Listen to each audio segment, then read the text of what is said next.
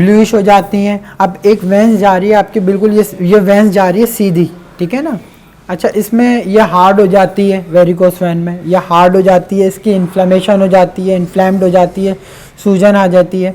और varicose when जब होता है इंसान को, तो फिर ये जैसे एक वेंस आपकी सीधी जा रही है, तो ये अब इस तरीके से जाने लगी, इस तरीके से और गुच्छे, शाखों में शाखें बनाने लगेगी। तो एक गुच्छे के गुच्छे यहीं पे बन जाएंगे। अब मिसाल के तौर पे एक आपको मिसाल दूँ, एक काफ मसल्स की।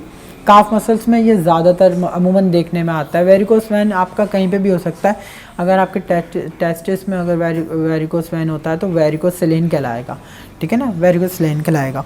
और बाज़ दफ़ा ये हेमोराइड्स पाइल्स में भी हो जाता है, बवासीर, उसके अंदर भी ये वेरिकोस वेन देखने में आता है।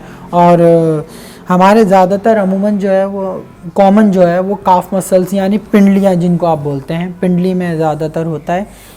और वेरिकोस वेन में आप वहाँ पे जब आप हटाकर देखेंगे उस पिंडली को, तो वहाँ पे आपको नज़र आएगा कि शाखों की शाखें बनी होंगी और ब्लूइश स्किन होगी उस तरफ की, उस जगह की ब्लूइश स्किन होगी। और नसें आपकी जो वेन्स हैं वो उभर के नज़र आएंगी, प्रोमिनेंट नज़र आ रही होंगी।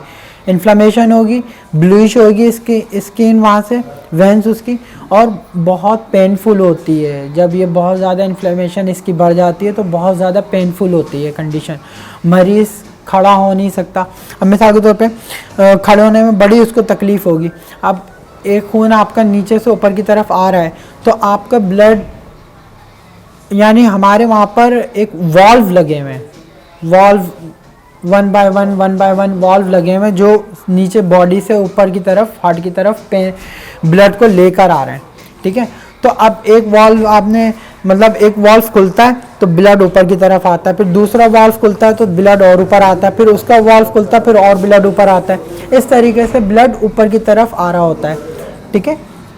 लेकिन हमारी मसल्स वीकनेस की वजह से वो जो हमारे वॉल्व होते हैं वो वीक पड़ जाते हैं, हमारे मसल्स वीक पड़ जाते हैं इस कंडीशन में, और इलास्टिसिटी हम खो बैठते हैं अपनी वेंस की।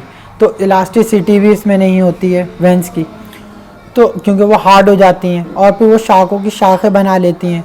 अब जब वॉल्व आपका ऊपर ब्लड लाने के लिए वो वॉल्व खुलेगा नहीं, तो ब्लड वहीं के वहीं जमा होता रहेगा। जमा होने की वजह से वो वहीं पे शाखें बनती रहेंगी और स्किन ब्लूइश होती चली जाएगी उस जगह की, और आपको दर्द होगा। तो ये वेरिकोस वेन होता है। वेरिकोस वेन का होम्योपैथिक में बहुत बेहतरीन इलाज है। आप हमारे दिए हुए नंबर पे, हमारा नंबर चल रहा है स्क्रीन पे, आप हमसे कांटेक्ट करें और हमारे पास तशरीफ़ लाएं। अल्लाह ताला बेहतर करेगा। और हमारे चैनल को लाइक एंड सब्सक्राइब करें। और बाकी वेरिकोस वेन जो है अब आपको काफ़ी हद तक समझ में आ गया होगा कि वेरिकोस वेन क्या होता है। शुक्रिया।